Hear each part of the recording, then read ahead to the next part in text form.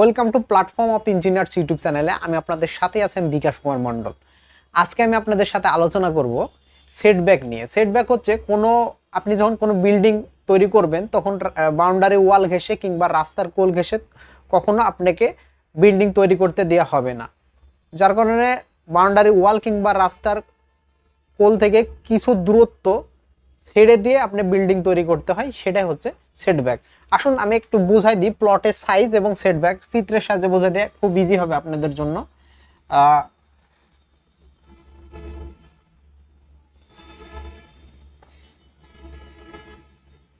এটা যদি প্লট হয়, ঠিক আছে, এই গোটা জায়গাটা হচ্ছে প্লট।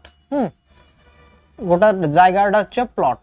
এখন এতটুক জায়গা আপনার আছে, এতটুক জায়গা আপনার আছে। এখন মিনিমাম সেটব্যাক, অর্থাৎ সেটব্যাকটা কি হচ্ছে, যে প্লটের যে সাইজটা আছে তার থেকে কিছু এরিয়া ছেড়ে,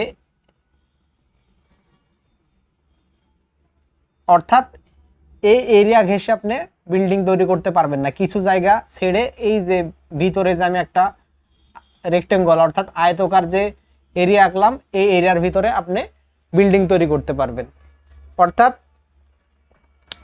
এটা হচ্ছে প্লট, এই এরিয়া বাইরের এরিয়াটা হচ্ছে প্লট, আর সব এই জায়গাটা আমরা ছেড়ে দিলাম, এটা হচ্ছে চারিদিকে যে ছেড়ে দিলাম এগুলাকেই সেটব্যাক বলা হয়। ঠিক আছে, যতটুকু জায়গা আমরা চারিপাশে ছেড়ে দিই ওগুলো হচ্ছে সেটব্যাক। ঠিক আছে, এখন আসুন আমি যে এখানে যে শখটা করা হয়েছে, এই শখটা বাংলাদেশ ন্যাশনাল বিল্ডিং কোড অনুসারে এই শখটা এখানে দেওয়া হয়েছে।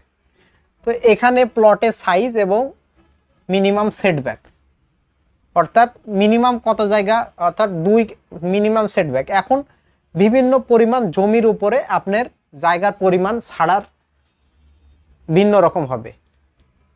2 কাঠার বা তার নিচে যদি আপনার প্লট সাইজ থাকে, ঠিক আছে, প্রত্যেকটা এখানে প্লট সাইজ দেওয়া আছে, এখানে 2 কাঠা বা তার নিচে যদি প্লট সাইজ আপনার হয়, তাহলে সামনে, অর্থাৎ যখন আপনি বিল্ডিং করছেন তার বিল্ডিং এর যে সামনের যে জায়গাটা, সামনের জায়গা আপনাকে 1.5 মিটার ছেড়ে দেওয়া লাগবে। ঠিক আছে, তারপরে আপনার বাড়ি তৈরি করা লাগবে। এবং পেছনে 1 মিটার, অর্থাৎ বাড়ির সামনে এবং পেছনে এবং দুই পাশে, বাড়ির যে দুই পাশে হচ্ছে 0.8 মিটার। ঠিক আছে, তো প্রত্যেকটা এখানে আপনার প্লটের সাইজের উপর ডিপেন্ডস করবে যে আপনার কতটুক জায়গা ছাড়া লাগবে। আপনি এটা ফলো করতে পারেন আপনার বাড়ি নির্মাণের ক্ষেত্রে। এখন 2 কাঠা থেকে 3 কাঠা, এটার ক্ষেত্রে সামনে 1.5 মিটার, পিছনে 1 মিটার এবং দুই পাশে 1 মিটার। 3 কাঠা থেকে 4 কাঠা প্লটের সাইজ যদি হয় তাহলে 1.5 মিটার, পিছনেও 1.5 মিটার এবং দুই পাশে 1 মিটার।